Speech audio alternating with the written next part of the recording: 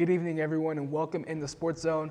Well, this past weekend, the NBA held its annual All-Star Game, and with the new format, it led to some very mixed results. Here to talk about it with me today is Julian Lofgren and Q Cherry. Now, guys, y'all watched the All-Star Game. It was, like I said, a mixed bag. Julian, I'll start with you. What'd you think about the new format?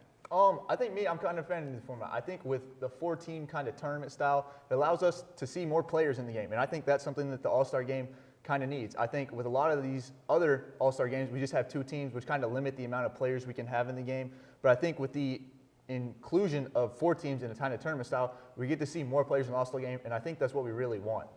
Q? I share an opinion with Donkey Draymond Green. I don't like this new format. I think the court is a sacred place for only all-stars to be there. Rising stars and the young fellas shouldn't be included where the all-stars should be. You know, as Draymond Green said, Air Force One is only called Air Force One when you have the president on it. I really thought that the Rising Stars at least gave a bit of a challenge to these, well, I guess Shaq's OGs. They were playing pretty well. So do you think that's something we could see in the future with names like Cooper Flagg, Dylan Harper coming up? Do you think there's going to be a higher level of competition if they continue with that format, Q? Actually, I think so. That was actually my favorite game, despite of what I just said earlier. The young players actually held out really great against the OGs. At some point, they did take the lead, but the OGs ended up locking in. But I really do think adding in more rising stars may raise their game, but I still think the court is a sacred place. And Julian, what did you think about the overall presentation of the All-Star Game? I think that's the biggest complaint I've seen. A lot of commercials, not enough basketball. Do you think that's a big issue into why people are not into the All-Star Game? I do. I think when you look, I think Shy's team, they took a big lead, and then we went to a break, which doesn't make a whole lot of sense. And then he clearly was visibly upset about the fact that we went to a 45-minute break after his team had just went up big. So I think it's kind of the stuff like that. We can't be having that in the All-Star Game because it's something where people who don't tend to watch basketball are tuning in because it's the All-Star Game. And when we're having mistakes like that when it comes to just the production team and stuff, it just takes away from the overall aspect of the game, I think. It's like ordering ketchup with a side of fries. Exactly. Well, we talked about the negatives from All-Star Weekend. Let's talk about a positive. The MVP of the game was Steph Curry in San Francisco in his home city. Q, what did you think about his performance? Because it really did seem like he showed out. Now, in the OGs, I could say, I was like, this isn't my GOAT. This isn't Steph Curry that I know. But in the second round, Buddy was chucking it from the parking lot. You're talking about 28, 27, 26, half court. Like, Steph Curry was really showing out here. Handles, passing, Steph Curry's just the GOAT at three-point shooting. Julian, any other player specifically from the OGs that stood out to you? I think for me, one of the guys who stood out to me is Jason Tatum. I think, he had 15. He also had that, game-ending dunk to kind of seal the deal for the OGs. He had 15 in that finals. So, yes, I do think it was deserved for Steph to get the MVP, but also I think we also might be overlooking what Jason Tatum did in that final game that kind of, really allowed the OGs to pull away and win that final game. Yeah, one player I specifically want to shout out is Victor Wembanyama. It really did seem like he meant his words when he said this was a work trip. He went through his regular routine, sprinting up and down the court, bringing a book before the game. He's a man of his words, and I appreciate that. He brought hustle back to the All-Star Game.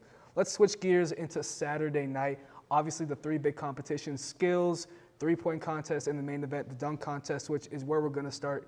Mac McClung, 3-time dunk contest champion. Julian, I'll start with you. What did you think about his performance? What he's able to do, it only being 6'1", and be able to do the stuff that he does actually blows my mind. I'm a relatively tall fellow myself, and to just comprehend a person who's shorter than me being able to do that just blows my mind. I think just the one where he jumped over the guy who was already 6'9", and then he puts him on a 3-inch black pad and fully clears him is his final dunk. That just blew my mind. And I mean, clearing a car, this is unheard of stuff that we've really never really seen before. Yeah, Q, what did you think about his performance? It may be Black History Month, but these white boys are showing out. All right, I'm good. Mac McClung, crazy dunk over a Kia car. That was insane. But I really want to take the time to shout out Stephon Whitecastle. He gave Mac McClung a little bit of a run for his money. Yeah, he sure did. I really also enjoyed Stephon Castle's performance. Maybe a little too nonchalant in the way he did it. If he had a lot more power, I think a lot more people would have loved it. Let's go on to the three-point competition. Tyler Hero took the crown, but it really wasn't that exciting. It really didn't seem to put people on their feet like they did a couple years ago. So, Julian, what were your thoughts on that competition? Well, when I first came into it, after the first round, I was like, oh, this is Buddy Hield's competition to lose. I mean, he had 31 points in his head. He beat everyone by 7 in the first round. So I was kind of like, oh, it should be his competition to lose. But then just Tyler Hero was just kind of consistent with the way he scored points throughout the competition. Buddy Hield kind of fizzled out. Another guy who also kind of fizzled out, Darius Garland. He started off extremely hot in the first round and then just kind of simply like Buddy Hield just kind of fizzled out as we got into that second round. Yeah, Q, what about you? My thoughts on it, poor Dame, really yawned before trying to three-peat just to get shut down by another cold white boy. But I really questioned why they brought Cameron Johnson onto the three-point contest. Like, he was really an architect major with all those bricks. He designed homeless shelters, grocery stores, really every building you can imagine. Like, Buddy does not deserve to be here. There's really just picking everyone like, I'll choose you in the back. Yeah, I really did think that the most exciting part was the end where it seemed like Buddy Hield was really about to win it until he just missed that second to last three. It was close, but as a Heat fan, I did love to see Tyler Hero winning the three-point contest. Let's talk about the skills competition, and to start things off, Chris Paul was in his old bag of tricks. Hugh, talk about that performance and why it was just funny in general. Chris Paul was definitely the kid to tell the teacher that we still had homework to do. It was actually really funny. I think they shouldn't have gotten disqualified, but I'm not the commissioner. I'm not the rules. I thought it was really smart. Did you think those were legit shots they were taking? It didn't look like it to me. I mean, they almost hit the rim. That's a good point. Julian, what about you? To me, I know Dame won the competition, but I think if I'm looking back at the things, I don't think his skills were technically the most entertaining, which I kind of, like Hugh talked about, I was kind of more entertained with Chris Paul and his group's selection when it came to showing their skills. Yeah, for sure. Let's talk about the future of the All-Star game. About earlier today, it was announced that the NBA is looking to add a one-on-one tournament. Now, we've seen the Unrivals Women's Basketball League kind of incorporate this past week. Do you think this is something the NBA can do successfully? Q, I'll start with you. Oh, most definitely. You have talents like Victor Wembanyama, Kat, Kai, just everyone with big Duffies, big bags. If we can get a reward for these players, because we have to reward them to try, we can really see what they have to do on the court. Yeah, Julian? Kind of to bounce off that, I agree. I think if we had a one-on-one competition in the NBA All-Star Game, it'd probably be the most tuned-in event compared to all the other ones. Because, I mean, at the end of the day, we're taking some of the best basketball players. In fact, they are the best basketball players on the planet, and we're pitting them one-on-one against each other to truly see who is the better basketball player. So I think it'd be an extremely entertaining event that the NBA should definitely look forward to adding to the All-Star Game. Right. This isn't an official event yet, but I think it's fun to speculate at who we think could win this competition. My personal opinion is Kevin Durant. I don't think there's anybody stopping Kevin Durant one-on-one. Julian, who do you think would win this event? If it was me, I think just Wembanyama. I think his bag is just deep enough, and the fact that he's 7'4", I think that he would just be an overall mismatch to almost anyone. And I think just defense, he could do just enough to keep the other person from not scoring enough that he would be able to win. Q, who do you think would win? As long as he doesn't miss open layups, because he will be backing everyone down, I have Kat. He can match up well against Kevin Durant, size-wise, contesting him. And he can match up size-wise with Victor Wembanyama, also contesting him at the basket. Really, there's really no flaws besides maybe a smaller guard out running him to the basket. Yeah, that's great stuff to hear. So coming up next, we will continue about the rest of the NBA season.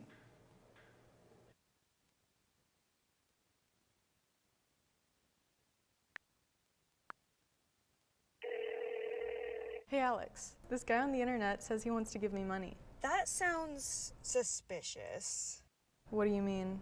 Typically, strangers who promise you money on the internet have their own best interest in mind. They often use bounce checks, which will disappear shortly after depositing, but not before they've asked for some money in return.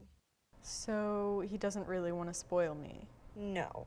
Well, then what should I do? The best way to handle it is to block and report the suspicious message, or even consult local law enforcement if you've already fallen victim. So I guess we aren't going to Key West for spring break. No.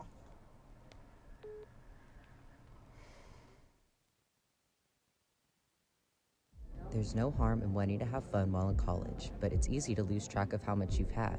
Apps like Drink Control and Alkadroid can help keep track of your consumption and blood alcohol levels. If you or someone else does drink too much, the signs of alcohol poisoning are as follows: pale skin, vomiting, confusion, low body temperatures, irregular breathing, blacking out, and it's hard to wake up or cannot be woken up. Dude, are you okay? Hey, what's wrong? Wake up. It's an exciting time of year, but it's important to be responsible. If you suspect someone is suffering from alcohol poisoning, get help immediately.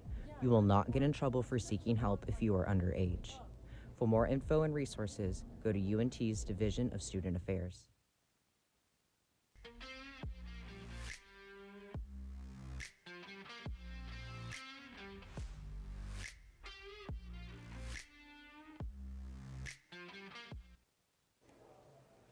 Welcome back in the Sports Zone. Now, just because the All-Star break is over doesn't mean the NBA season is over. There's still a lot of basketball left to be played. Here to join me is Parker Smith and Nick Forrester.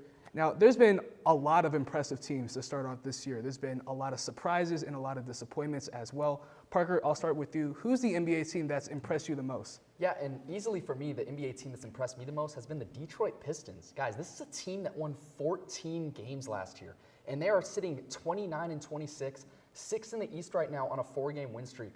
Cade Cunningham, in my opinion, is on the cusp of superstardom in the NBA. He's averaging 25 points per game with almost 10 assists and 6 rebounds. And, you know, JB Bickerstaff has done an excellent job just kind of coming in here and cooking with this team that was really in shambles last year with Monty Williams at the helm. They've brought in veteran presences like Tobias Harris and Malik Beasley, who actually just set the franchise record for threes in a season for the Pistons. So, I mean, I just think they've been, you know, a team that's kind of flew under the radar all season because, oh, who watches the Pistons? But they've been really good. And Nick, what team has impressed you the most? I mean, yeah, I would say the team that's impressed me the most, honestly, would have to be the Cleveland Cavaliers. I mean, they are right now the best team in the NBA. Like, in the past 2 years, okay, they were decent, they were competitors, but like they were never believed to be actual challengers. And I think the main reason why we've seen such a development within the Cavaliers is mainly because of the hiring of Kenny Atkinson. He's really changed the franchise around. He's really sort of let players come into their own. You look at players like Evan Mobley having a career high season right now, Darius Garland having a career high season right now.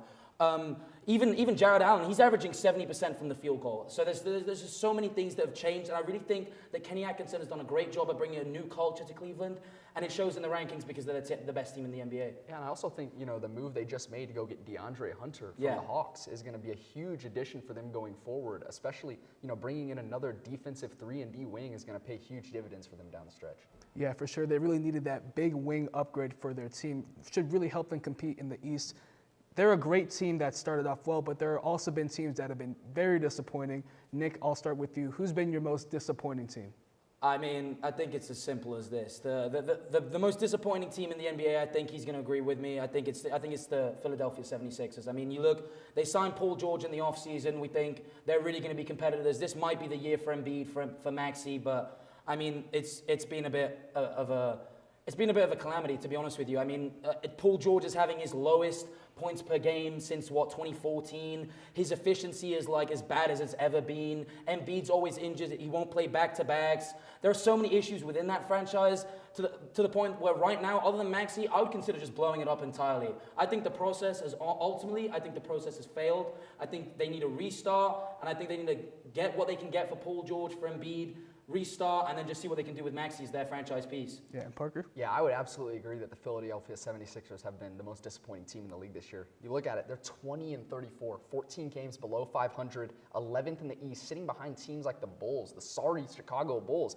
I mean, this is a team that people had championship aspirations for coming into the season with this new big three that they want to call. I mean, Paul George is missed 19 games this year. Embiid has only played 17 games thus far. Tyrese Maxey is another one of those players like Cade Cunningham on the cusp of superstardom.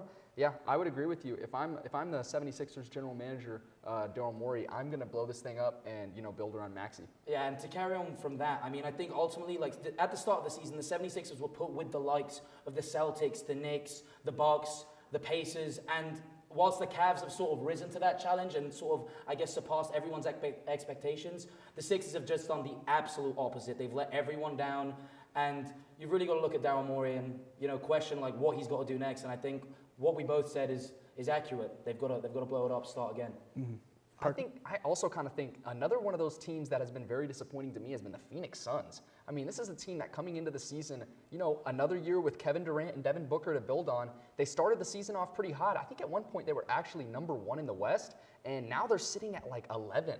And that's just, that's pretty pitiful for a team like the Suns with the type of star talent that they have. They've, kind of patchworked their front court throughout the season, trading for a guy like Nick Richards as Yusuf Nurkic, had another season of, bad basketball play. They ended up trading him away, and they've just been a poor defensive team, and they just haven't really been able to get it going. Yeah, and I think their main way to fix that, honestly, is with the inclusion of Bol. We saw the other day, it was his first game starting, and he had a really good performance, honestly. He might not have been as efficient as he should have been, but he was very good defensively, which is what the Phoenix Suns need desperately, because they have a lot of great scorers. I know Bradley Beal's not doing very well, but they have Booker, they have KD, but they just have no defense. They have no big man. Nurkic, he wasn't what they needed. I think Bol, if you could play with a really big lineup with that Phoenix team, and you have Bol who can shoot threes, he can also make plays. Like I think that's what they've got to do going forward if they want to try surge in the second half of the season. Yeah, it's been a big disappointment for both of those teams. It seemed like Paul George has more podcast minutes than NBA minutes this year. Let's transition into a team you mentioned could surge into the next half of the season. We've kind of seen the Mavericks do this last year. The Celtics did that a couple years back. Is there any team in the NBA you think can make a similar surge? Parker, I'll start with you. Man, this might just be, wishful thinking as a guy that loves Steph Curry, but I'd like to think that the Warriors can be a team to make somewhat of a surge late in the season. The trade for Jimmy Butler, the guy's just a winner. And we hear, Draymond Green talking last night during the All-Star game that they're going to win the championship. He's saying it outright, and I don't know if I'm going that far, but I'd love to see the Warriors, be a team that, has a surge in the second half of the season with a guy like Draymond Green, Steph Curry, Jimmy Butler. People want to see the stars win, and I'm hoping that the Warriors can put it together. And I definitely agree that the Warriors could have that little surge. Since Jimmy Butler's come in, they've been a lot better. You can already see the impact he's been having just because he's more ball dominant, which allows Curry to be off ball more. Because previously, really, Curry always had to be on the ball. He was their only real threat. Now they have a secondary threat. They have Jimmy Butler, who is going to be good in the playoffs because he's always clutch. He's always known for stepping up in the playoffs. So if they're already performing well right now within the regular season, just wait till the playoffs where Jimmy Butler takes more shots. He has more opportunity. And with Steph Curry being open for three, I know he won't be open, but he'll get a lot more chances, a lot more better shots than he would have previously. So I definitely think the Warriors are a great chance. Another team that I would like to bring up, who also made a really big trade at the trade deadline, is the San Antonio Spurs. Now I think the Spurs right now are in a great position. They already have the pieces with Vassell, Jeremy Sohan, Stephon Castle. And I think with the addition of De'Aaron Fox, that you can really see a really good lineup of, you could see Stephon Castle, even coming off the bench as a sixth man, he could be extremely productive. You got De'Aaron Fox, that pick and roll with Wemby. It's a surefire bet. You still have that veteran leadership of Chris Paul. I think it's a surefire bet that they're going to surge within the second half of the season. Oh, for sure. They have just so much talent not to be a great team. Let's talk in more awards here. You mentioned the regular season awards are a big part of that. Let's talk about the MVP here. There really seems to be a good bunch of names this year. I'll start with you, Nick. As of right now, who is your MVP favorite? Well, really, I feel like it's a no contest, to be honest with you. I think it's going to be Shea. I don't think that's necessarily based on performance alone. I think Jokic and maybe even Giannis are as good as Shea or have been this season. But I think the main reason why Shea's going to win is because ultimately, let's look at the facts. OKC have a better record. Shea is averaging, 32.5 points a game. And we have to admit, voters' fatigue is a real thing. Jokic has won many MVPs recently. Giannis won back-to-back MVPs recently. I just don't see a world where it's not Shea Gilgeous-Alexander who is named MVP this year. Yeah, and Parker, who's your pick? If it was up to me, I would probably give the award to Jokic 8 years in a row. Yeah. I think he's the greatest offensive talent that this game has maybe ever seen. Jokic, he's averaging a 30-point triple-double. It is absurd the type of numbers that he's able to put up on that end of the floor. But I do think the voter fatigue, like Nick said, is going to lead to Shea getting the award. And I think a big part of it, obviously, is the fact that is 8 games above them in the standings, and that's going to play a huge factor in it going down the stretch. I also think the one thing with Shea winning the MVP that's a good thing is that right now we're really struggling with creating stars within the league. And I think right now the best way to create a star is to make him the MVP and make him the face of the league. And that's the way we're going, and that's the way we should be going. So I think Shea is a good face, and I think he should be the one. 100% a great pick. When we come back, we continue our basketball talk with a big weekend in women's basketball. Craving something fresh, flavorful, and made just for you?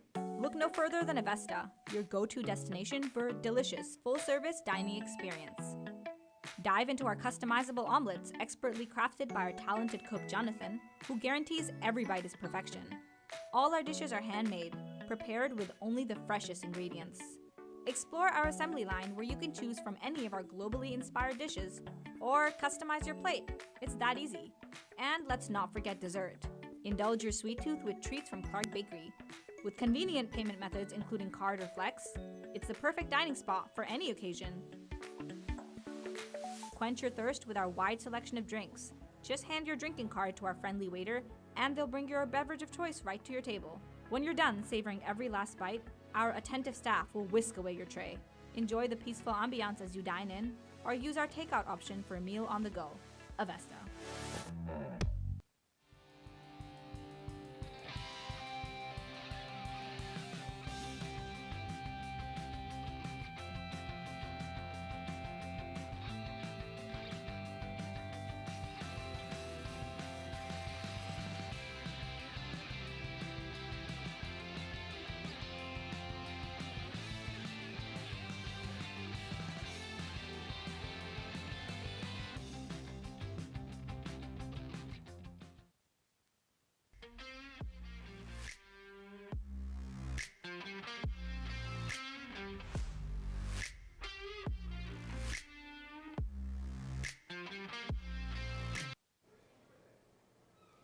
Welcome back in the Sports Zone. It was a huge weekend for women's college hoops, and we're going to start here right in Denton. Joining me here to talk about it is Gunnar Talbot and Mason Branham. Now, let's talk about this game against Tulsa because it seemed like UNT had it in the bag, but almost fumbled it at the last minute, but they were able to get the win. Gunnar, your thoughts? You know, yeah, it was a great game, all right? 58-61. We got in there, we got the dub. I was expecting a little more, you know, coming after a game after like Memphis when we beat them by 40 and we showed all that offense potential, scoring 97 points. And then we come out there a little flat in the beginning. We let it get a kind of close. Not like we let them outshoot us. We weren't really playing good 3-point D. That's usually our bread and butter. But luckily in the third quarter, we pulled it through, got up 21-9, and then we sailed a little bit in the fourth, but we were able to pull it out. Yeah, your thoughts? Yeah, just another great masterclass by Jason Burton in the third quarter. I mean, that's kind of been his thing these last couple of years. But I think another person we got to talk about is Tamisha Lampkin. She's been on fire. I mean, getting a double-double, just insane what she's been able to do this season. Had almost half our points. Yeah, just especially coming off the last season, what she was able to do last season, to come into this season and just be able to repeat that success again. I just think it just speaks to how level of player she is and just how far she can take this team. And like you saw, even in the fourth quarter when we let the game get closer than we should have, and sometimes we were making dumb shots, you know, dumb turnovers. She was always there for the offensive rebound. She was always there for a dish down low, easy basket. She's a microwave, right? Whenever you need a basket, she can get you a basket. Yeah, for sure. It's always great to have a star player like that. Was there any concern about this game for the Mean Green? I mean, it almost seemed like it slipped away in the end. They made a really big fourth quarter run. Mason, what are your thoughts? Yeah, I just think it was kind of one of those games where it just kind of started a little bit too slow. It was kind of going into it, you know, again, coming off that big game with Memphis, it was just we were probably expecting a little bit more offense early. But I just think kind of that slow start didn't really hurt as much because of the big third quarter. But I still feel like, you know, coming out to a better start would have helped. But again, I just think just the way this team has been able to fight and be in these hard-fought games and be able to come out with wins, I think it just, again, shows how great of a team this is and just shows how good of a coach Burton is. And like UNT, you know, we're the number 2 team in the nation right now in 3-point defense, usually holding teams to about 28%. And if you look at the game, you know, we held them to about 25-26%. So, but if you really watch, you know, that there are 2 good quarters, like that second quarter and fourth quarter by Tulsa. We were kind of just lazy on the closeouts. We weren't really. I get it, you know, players make shots. Teams can get hot from 3. Teams can get cold from 3. But it just seemed like there was some times where they would dish the ball out, and we were just kind of lazy on the closeout, giving them open threes. Yeah, you guys keep talking about the Memphis game here. I mean, that was a blowout. That was just a huge game for UNC. So when we talk about their dominance in this conference, how does that put them right at the top of the conference in the American? Mason?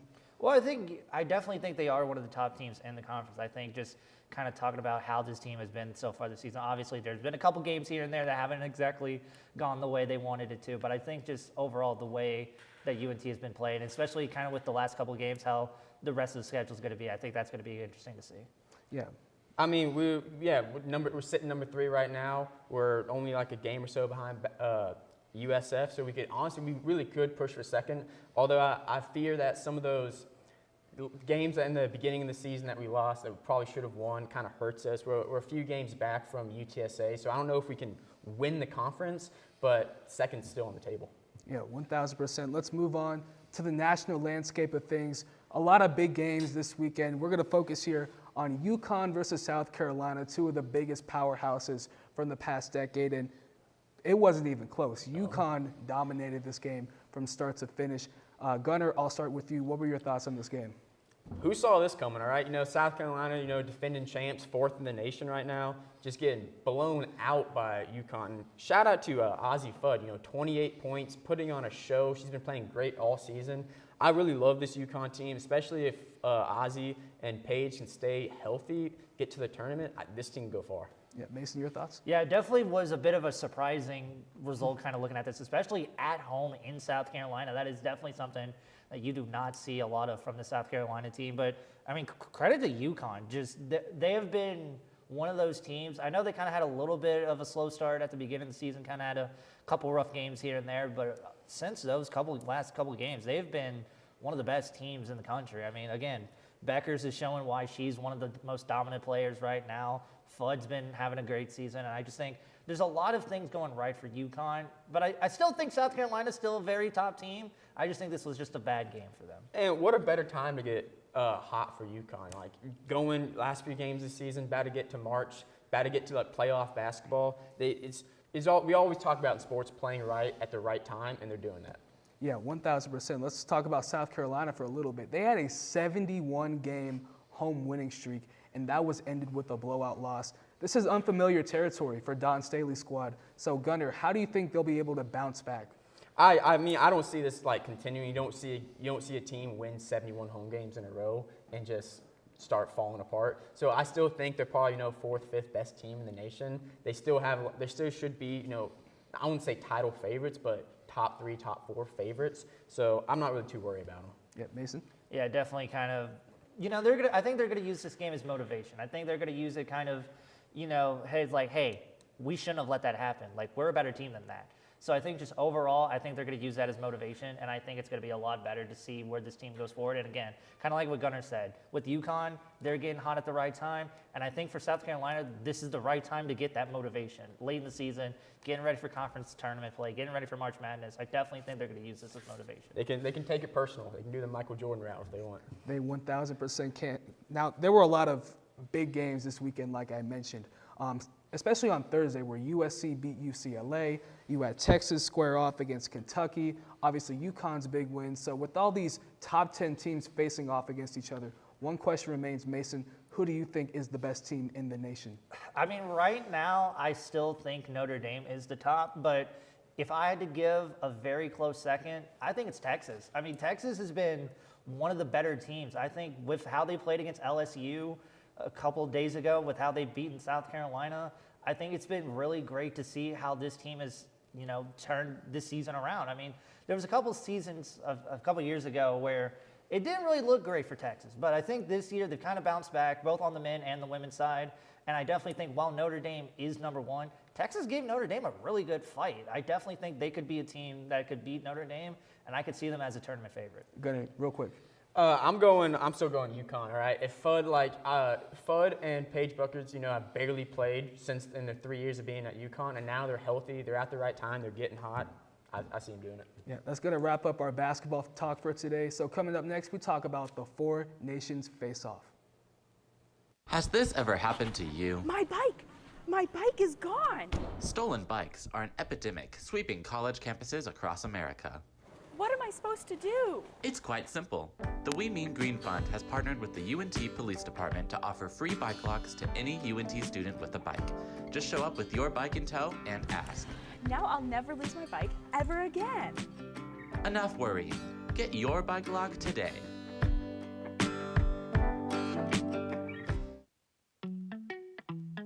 Craving something fresh, flavorful, and made just for you?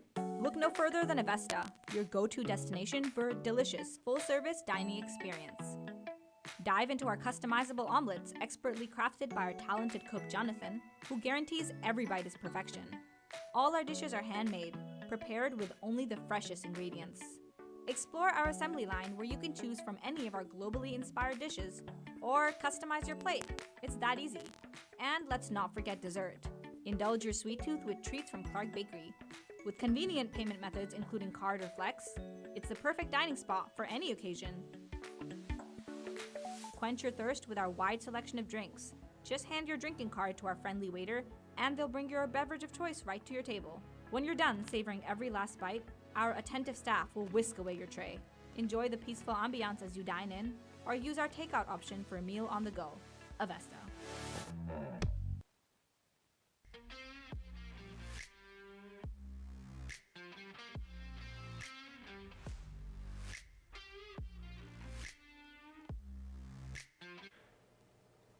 Welcome back in the Sports Zone. Now, this past weekend, hockey witnessed one of its biggest games in a very long time against two of hockey's biggest rivals. Here to talk about it with me today is Valentina Rojas and Christina Orozco. Now, America and Canada, obviously there's some bad blood there, but I didn't think it would get to that level, obviously, in the first, 10 seconds, 3 fights, some crazy stuff. Valentina, what did you think about the game?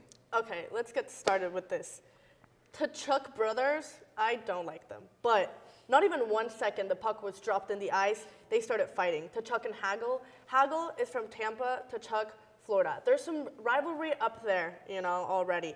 Then, 3 seconds later, the other Tkachuk brother. So now we have both of them in the penalty box. And to finish all of it off, we have Miller and Pariaco. These fights were in less than 9 seconds. It was one of the most intense things I have ever seen. And it just sets the tone for the rest of the game. There was going to be blood, Mm-hmm. Yeah, Christina, your thoughts? Definitely. Of course, politically, there was boos on the national anthem. In society right now, there's obviously lots of tension between the players and both of their audiences, people at home and in the stadium. So obviously that's really going to elevate the tensions between them. And I feel like that's what the U.S. intended for, disrupting the focus of Canada, kind of asserting their dominance, in the game and kind of personally. And I think it worked for them. Obviously they won 3-1, kind of sending them to the championship game. It was a W for them. Yeah, let's talk about that game a little bit because it was a dominating game from America, which is what we want to see, obviously, being from America. So, Christina, what do you think about America's performance? I think this definitely establishes that they are one of the most talented teams out of the four. Defensively, Connor Hellebuck really clutched up for them. He made 25 saves and really clinching that last hour, kind of last section for them. Didn't let them score, kind of retained that 2-goal lead, and obviously that defense really just covered for them. Yeah, Valentina? Definitely. I mean, you see McDavid scoring in the first 5 minutes of the game after the fights, and I know people are a little scared about what the tone was going to be. But obviously, the defense for the United States was amazing. Goaltending was locked in for the rest of the game. And, we had amazing players, the Tkachuk brothers, McAvoy, Crosby, and these players have played with each other before, even in some of the All-Star games. So they have good chemistry, and it was really good to see their defensive style and how they responded to everything from Canada. Yeah, it was really just a great game to watch, I think, for America. It really gave you a lot of confidence for, like y'all said, they're in the championship game against Canada. They will play this team yet again. So with that bad blood kind of back in the mix here, do you think, Christina, that will kind of go into their championship game this Thursday? Oh, most definitely. I think they're going to kind of want that rematch. They're going to want to win. They're going to want to win the whole thing at that. It's just going to kind of be up to USA to kind of maybe keep that assertive dominance going on and still kind of hold that edge over Canada in the championship.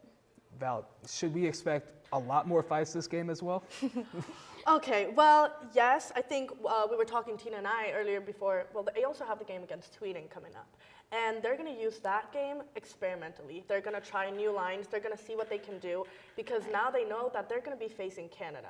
So they can take a more relaxed approach against Sweden and really go all out in Canada because the rivalry is there. And if we had 3 fights in the first 9 seconds, I don't even want to think about what's going to happen at that championship game.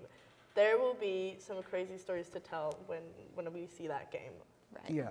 I think a game like that was really just great for the sport in general, which we'll kind of switch into right here. It's really great for the expansion of hockey and how they're trying to popularize themselves as a sport. And it's a really good preview for the Olympics in Los Angeles in 2028.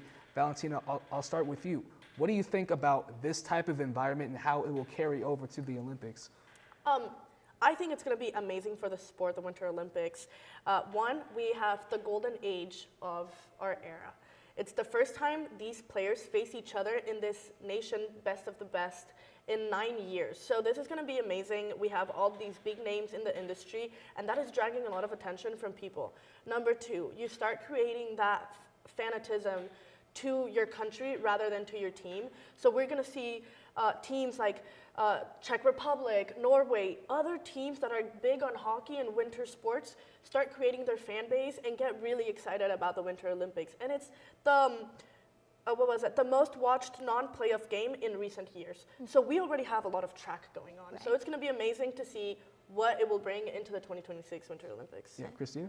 Obviously, yeah, of course it's going to improve engagement for the NHL and kind of establish this sort of smaller field elimination style that varies from the Stanley Cup and the NHL is really going to prepare them for the Olympics and facing way more teams and kind of having a test run to see how that'll work out. And I mean, rivalry-wise, we're establishing these rivalries right now, kind of looking forward to 2 years from now and seeing how those will play out. You know, if the U.S. wins this championship, Canada's going to want it back in the Olympics or vice versa. So obviously that's going to establish more relationships, I mean, negative relationships between teams, but kind of setting the tone for the Olympics. Yeah, 1,000%. Now, let's talk about building themselves as an international brand. I like to reference basketball. They do a great job at this, really establishing those rivalries between countries and really building momentum for their big events like FIBA and the Olympics. Do you think that hockey should do more events like this face-off series, not with just America and Canada, the premier countries, but with other countries as well, Val? I think 100%, because you also have, when they played in China, and that was like the World Series, and that brings so many people from other countries into it. Hockey has been growing as a sport in the past couple of years, and it's been getting so much attention that I think it will be very beneficial, not only for the little leagues of like US and Canada, which are the big teams, but also start bringing, there's so many players from other countries, like I know I keep mentioning the Czech Republic, but like Pasternak, he's an amazing player from the Bruins, and there are so many other Czech players that would be amazing in these little you could have even like a Nordic for face-to-face, like it could be really cool to see these type of games. Yeah, Christina? Of course, I think it's going to be great for not only these different countries, but also different age ranges. We have rookies, we have Jack Hughes, Tim Stutzel, and Lucas Raymond, and also the older guys that are getting this chance to establish themselves in an environment like this, and of course prepping for the Olympics, and great for global exposure, not only for marketing wise, but merchandise sales are going up, NHL broadcasting will go up, all leading up to the Olympics. Yeah, do you think this will help the international expansion of the NHL as well? Because really it just seems like a North American sport. Obviously Canada and the US, but a lot of different players come from a lot of different countries. So do you think events like this will help the NHL grow as a brand? Christina? Definitely. Of course, there's so much to kind of discover in Europe specifically. There's so many undiscovered players or undiscovered duos and teams and that chemistry that we'll hopefully see in the Olympics. Yep, Val? I think, yes, it's going to be really cool to see everything. And like you said, it's not only a marketing, but this is the best PR thing that the NHL could do. Everybody that doesn't watch the NHL always asks you, oh, how many fights did you see? Having a game starting with 3 fights and everything that's going on, it's just bringing so much attention that people are interested. So I'm excited. Yeah, 1,000%. When we come back, we're going to talk about another sport that's in season, MLB spring training. There's no harm in wanting to have fun while in college, but it's easy to lose track of how much you've had. Apps like Drink Control and Alkadroit can help keep track of your consumption and blood alcohol levels. If you or someone else does drink too much, the signs of alcohol poisoning are as follows: pale skin, vomiting, confusion, low body temperatures, irregular breathing, blacking out, and is hard to wake up or cannot be woken up. Dude, are you okay? Hey, what's wrong? Wake up. It's an exciting time of year, but it's important to be responsible. If you suspect someone is suffering from alcohol poisoning, get help immediately. You will not get in trouble for seeking help if you are underage. For more info and resources, go to UNT's Division of Student Affairs.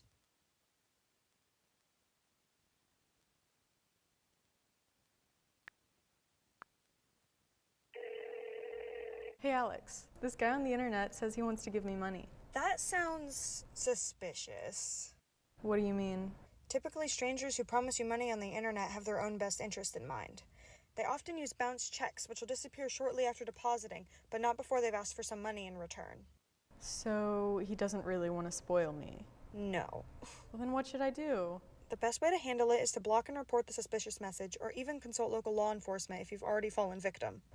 So I guess we aren't going to Key West for spring break. No.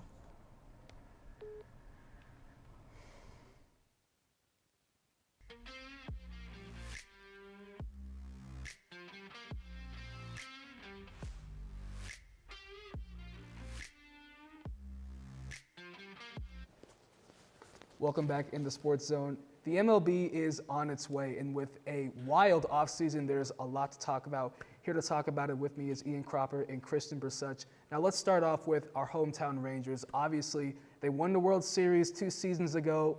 Thing kind of fell off this past season. So Ian, I'll start with you.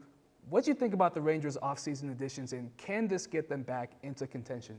Well, let's start off with the story of the 2024 Rangers. Everyone died, the end. Yeah, it was just a wasted season. But I do think we've done a lot. Like, if you look at what went wrong, there was a ton of injuries. Scherzer, DeGrom, Tyler Mahle, Evan Carter, who also just substantially regressed in general.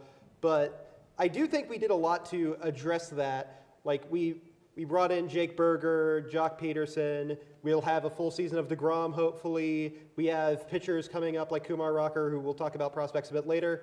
But yeah, I do think we have done enough to make a lot of progress, hopefully get back to the postseason.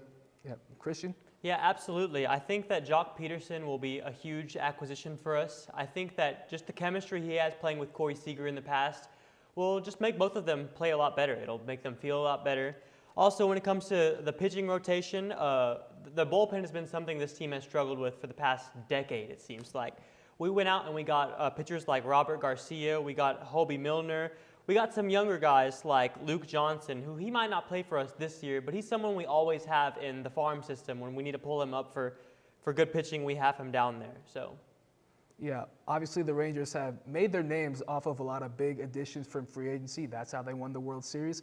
Now let's talk about some departures. Obviously there were some big names from that World Series team that left. Christian, what do you think about those names, and how will they impact the Rangers this upcoming season? yeah, I think that we're really going to miss Max Scherzer. I think that the pitching rotation, that was something that before that World Series run, the pitching rotation was a big question mark. And we went out and we got Max Scherzer. And although we didn't give up too much for him, it sucks that we gave up anything and then he didn't re-sign with us. You know, that was really someone we were hoping to bring back. And Nathaniel Lowe also. Nathaniel Lowe, that was just someone that the Arlington, DFW, we loved that guy. He was a very fan favorite guy, and to let go of him, that hurts, but hopefully it was something that'll make us better in the long run. Yeah, especially since I think turnover is kind of just the name of the game. Like, if we want to keep contending, we can't hold on to these names forever. Like, we are one of the biggest spenders, but we do have our limits. Scherzer is getting older. Lowe was not as good. I do like that the team isn't just resting on its laurels. They're actually making moves to try and contend. Yeah, it does seem like the Rangers have a lot of moving parts this offseason, but one thing to look forward to is the amount of good prospects that they do have in their farm system. Ian, I'll go with you. What players should we look forward to this spring training? Well, one I'm really looking at is Sebastian Walcroft. He's a shortstop, and he reminds me a lot of El Bombi himself. Like, he does get a lot of strikeouts, but if he hits the ball, he's damn near sending it into Oklahoma. Like, he is also very young. Like, he's only 18. He's younger than all three of us here. So I do think that we might not see him this season, but he's definitely a player to watch and could be a franchise name for years to come. Yeah, I agree. I think that the pitchers are what we want to watch here. This team is really deep when it comes to like our infield. Like we have a lot of players that could play on other teams but don't here because of our depth. So I don't see a lot of infielders being pulled up, but we have pitchers like Jack Leiter and Kumar Rocker, who Kumar Rocker looked like he was going to be in our rotation at the end of last season, but he unfortunately tore his UCL. And Jack Leiter just didn't have a great debut on the mound, so I don't know that he's someone who's going to be there next season, but it's possible. And we also have Alejandro Rosario, who he's very young, so I don't know I think he's someone that they're going to wait a few years on, but he's always there if our pitching staff really needs the help throughout the season. Yeah, the Rangers have a big season ahead of them. Let's move on to a national landscape. Obviously, there were some huge moves this offseason that really broke the internet. Let's start with the Mets and the Padres. The players that they've added, Ian, what are your thoughts, and how do they contend for championships here on out? Well, on paper, I should like the Mets a lot more than I actually do. Like, they got Juan Soto. They still have the highest payroll in baseball. It's no longer an absurd margin like it was in previous years, but it's still the highest. They brought back most of their major free agents. Their pitching should be better. It just, I don't know. Like, I still remember that disastrous 2023 season where it seemed like they should be World Series favorites and everything that could go wrong went wrong. Like, of course, they went on the magical run last year with the power of Grimace, but I just don't trust them. Call it superstition, but I'll have to see it before I believe it. Yeah, and Christian, I'll go to you here. What are your thoughts on the Juan Soto signing? Obviously, he mentioned it. It came off a bunch of momentum from last season's postseason run. How do you think his talents will help them get to where they want to go? I think that the Juan Soto signing has put the Mets on a completely different trajectory than they were. I mean, we were talking about the Mets blowing it all up after Jacob deGrom left that team, and now they have one of the best young names in baseball in Juan Soto. And I think that one thing you have to look at is the age of this team. This team has a lot of old players that they're going to have to get rid of. I saw that Jose Iglesias is very unlikely to return this season, and that makes room for the younger players on this team. We have Jet Williams, who's a young prospect in the outfield. I expect him to come up, but overall, I think that Juan Soto might not put them in a win now spot, but it definitely gives them something to look forward to in the future over the next 15 years that they signed him to. Yeah, for sure. The Mets made a lot of big additions, but let's talk about a team that had a lot of subtractions, and that's the Houston Astros. You look up in the sky, you think it's a shooting star, but nope, it's their core falling apart. So let's talk about their biggest loss. Alex Bregman, obviously no longer on the team. He was really the last big part of their core. Christian, I'll go to you. How big is that loss in the Astros' hopes for another championship? Yeah, I think that losing Bregman is very, people are undervaluing it right now. Bregman might not have been the greatest on the stat sheet last season. You could tell he was regressing on the field, but Bregman was a big leader on that team. Like, for example, whenever they beat us to win the division, the person holding the trophy who talking to the camera was Alex Bregman. He represented that team very well. He was a good person, a character for that team, if you will. And him and Altuve, I think that chapter is coming for an end for this team, and it's going to go into a rebuilding period very soon. Yep, Ian? Yeah, well, I think a big loss that happened last season actually was Dusty Baker, the manager that built them up. And while they did make the postseason last year, they still had that awful stretch to start the year, and they just keep losing pieces. Tucker's gone, Bregman's gone, and the replacements, while solid, they just aren't big enough, and it really shouldn't be a surprise that when they made it to the postseason, they got swept by a team, the Detroit Tigers, everyone was calling White Sox merchants. So, I mean, most of us are from like the Dallas area. We are not exactly fans of the Houston Astros. That includes me, so Houston dynasty, goodbye and good riddance. Yep. That's a big take to have. Christian, do you agree with that? Is it over for the Astros? I think that over is a big word, but it's definitely over in the way we've seen it in the past 8 years. I think they've been to, 8 straight American League championship series, and that is something that's definitely not happening again. But, this team does have some great young players. I mean, Yordan Alvarez, he's in his 20s. He's not going away anytime soon. And the Astros have not been shy to spend either. They're going to spend money and try to be competitive, although they might be bad for the next few seasons. I don't think that they're going to be gone for a long time at all. Yeah, another team that likes to spend, the LA Dodgers, again, having another huge offseason. Christian, I'll go to you. Are they yet again the World Series favorites? I think that we can't say that the Dodgers aren't the World Series favorites. That team, they dismantled the Yankees in the World Series, and then they got better in the offseason. I mean, Roki is one of the greatest pitching prospects that we saw this offseason, and they stole Kirby Yates, a great closer. They stole him from us this offseason, and he's going to be big for them in that bullpen. I think that was the one thing that wasn't electric in that Dodgers team was the bullpen, and they took the guy who had the best performance as a closer last season and added him to that bullpen. Yeah, Ian, I'll go to you. Is there any team you think can dethrone the Dodgers? I don't think so. I'm just going to straight up say it. Like we already said that the Dodgers are World Series favorites. I'll go further, say no matter what team makes it out of the NL, they win it in 4. I am that confident. Like this team was incredibly injured last year, and they still won the World Series. Now, their entire lineup is healthy. They re-signed Teoscar Hernandez, Blake Trinek, and Tony Edman. They added so many notable free agents, including Blake Snell, like we said, Roki, Hyesung Kim, Kirby Yates, and they still have Yamamoto, Kershaw, Betts, Will Smith, Tyler Glasnow. And if all of that wasn't enough, Shohei won MVP last year just as a designated hitter. He's going to be back to pitching this year. Like, this feels unfair. Like, it is, the payroll is approaching Mets levels too, even with all the deferments. It is incredible just how stacked this Dodgers team is. If they don't at least make it to the World Series, it is going to be a huge disappointment. Oh yeah, for sure. They are very stacked. And thank you for joining us on Sportszone today. Make sure you tune in on Thursday for another episode.